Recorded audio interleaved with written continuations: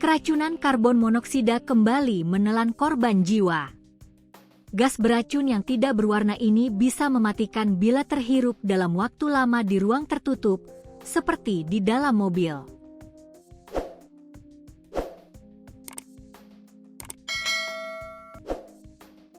Pada Minggu, 12 April 2026, lalu, warga Kalurahan Condong Catur, Kapanewon Depok, Kabupaten Sleman, Daerah Istimewa Yogyakarta, DIY, digegerkan dengan penemuan jasad laki-laki di dalam mobil.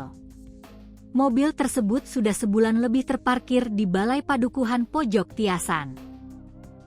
Setelah diidentifikasi, jasad merupakan mahasiswa asal Jepara, Jawa Tengah berinisial ALB, 29.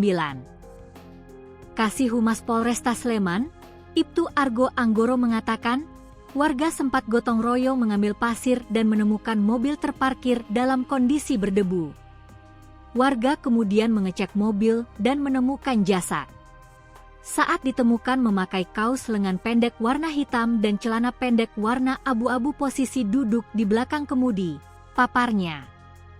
Penemuan jasad langsung dilaporkan ke Polsek Depok Timur. Jasad dibawa ke RS Bayangkara Polda DIY untuk dilakukan visum et repertum. Hasil pemeriksaan luar, tak ditemukan tanda kekerasan dan diperkirakan sudah meninggal sekitar 15 hari sampai dengan 37 hari.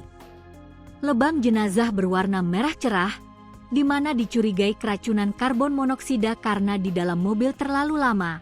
Terangnya, dikutip dari tribunjogja.com. Keluarga menolak untuk dilakukan autopsi dan menerima kejadian musibah tersebut.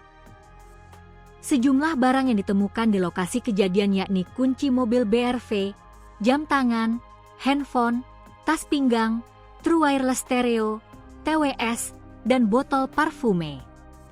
Berdasarkan keterangan keluarga, ALB terakhir terlihat pada Kamis, 5 Maret 2026, setelah meninggalkan rumah saudaranya di Condong Catur, Sleman.